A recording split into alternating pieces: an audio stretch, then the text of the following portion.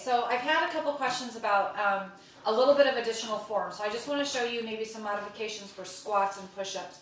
Obviously, two of our most basic exercises, but the ones that you can have the most trouble with, honestly. So I touched a little bit about the squats in the video that you've already watched, but I want to just kind of go into it a little bit further. When you're setting yourself up, just make sure to keep your legs about shoulder length apart. Sometimes people feel more comfortable with their legs a little wider. Sometimes people feel comfortable with the legs a little closer together. Either way is perfectly fine. What you really need to watch, though, is that when you're coming down into your squat, your knees don't go way over your toes, okay? So when you're coming down into your squat, I want you to think about almost sitting back into a chair. Pretend there's a chair back behind you, and that's where you're going to squat. Now, if all the further you can go down is about right here, I'm okay with that. But if you see my form, I'm not bent over here, okay, and I'm not leaning back here. I'm just slightly forward with my legs directly lined up over my toes, okay? As you progress with the squat, you're going to be able to get a little bit deeper and a little bit deeper. Now, if you need some extra help, I would use a chair. Grab a chair. I'll just show you with the couch right now. But leave your arms right out in front of you and literally just sit down in your chair here. Okay, now where the magic happens is when you're coming out of the squat. Okay, so leaning straight up here. This is a good way to practice your squat to get better at your squat. Okay, so from the front, it's going to look a little bit more like this here. You want to keep your weight on your heels. That's another thing too. You don't want your feet to rock forward or anything like that. Some people will even maybe place something, maybe a small book or something underneath your toes so that you can make sure that you're setting back into your squat there, okay? Any further questions, just let me know. Now, with the push-up, also I explained in the other video that you want to make sure to keep your shoulders locked and your arms are square, okay? And what that means is just this position here, okay? My elbows aren't going to be here. That's a different type of push-up. There are, tricep push-ups that are going to come into the body more this way. But I don't want you guys necessarily worrying about that, especially you beginners right now. As we get more progressed, or if you're ready to move to a tricep push-up, that's fine. But otherwise, I want your arms nice and square. Okay, so if you also see my angle, I'm not here, and I'm not way out here. Now, you really want to start, I'm going to come down to the floor to make this a little bit easier to explain. You want to start really with the hands directly lined up over, or I'm sorry, not over. It's getting late. Okay, so you want to start just to the outside of your shoulders. I personally need to take my hands just a little bit wider, okay? And taking the hands a little wider just ensures that you are using your chest and your back muscles versus your triceps and your biceps.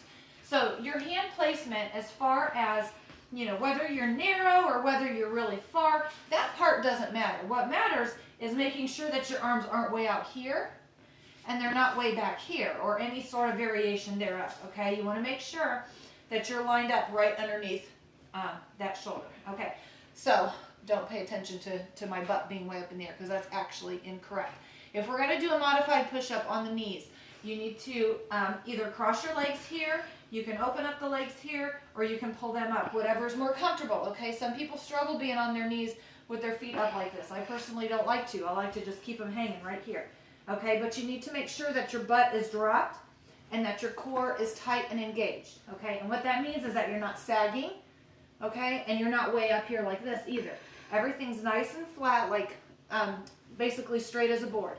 As far as the depth of your push-up, that's something that you're going to work on over time, okay? So if all you've got is here, that's okay. You're doing a push-up, you've got a correct form, and that's fine.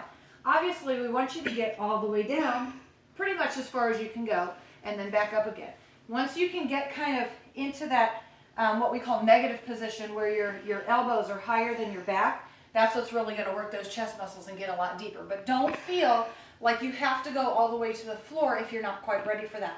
If you cannot keep a good form, okay, with your elbows out here, if you start, getting all wonky and everything's just not cool, take a little, okay? A little push-up, a big push-up, they're all the same. Obviously, when you're on your toes, just make sure, again, that you're keeping your body nice and flat, kind of like you're in a plank position. Don't let yourself sag, and don't let it come up here.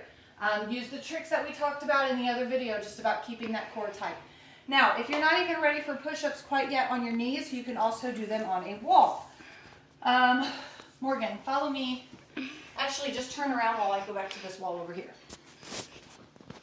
Okay, so wall push-ups, exactly the same. You're gonna step, about a foot or so away from the wall, and this one you can play with, okay? The farther away you go, the harder it's gonna be. The closer you are to the wall, the easier it's going to be. But you need to have everything nice and square here. Whether you keep them closer together, that's gonna be more of a tricep push-up. If you're out here, this is gonna be more of a chest push-up. And these really help you learn how to get the correct form and use the correct muscles, okay? So those are your different modifications. Oh, you can also do them to anything elevated. So we really have a whole bunch of different levels. You can start at the wall, and then when you're feeling good with the wall, then move down to, say, a chair or your couch, or if you're in the gym, you can use the squat rack, the bar, and then you move to your knees, and then you go to your toes. So that's kind of the progression. And even if you're at the wall level, I don't care. To me, a push-up is a push-up. So, don't feel like, oh my gosh, well, I can't believe, so-and-so's doing them on their toes, or I'm never going to be able to do them on their toes. You're still working just as hard as everybody else. And I'd rather see you modify them and do them correctly than try to do them unmodified and screw them all up, okay? Because that's just a recipe for disaster for your shoulders and everything else. Okay, so hopefully that's a little bit better explanation. Let me know if you have questions, all right? Thanks, guys.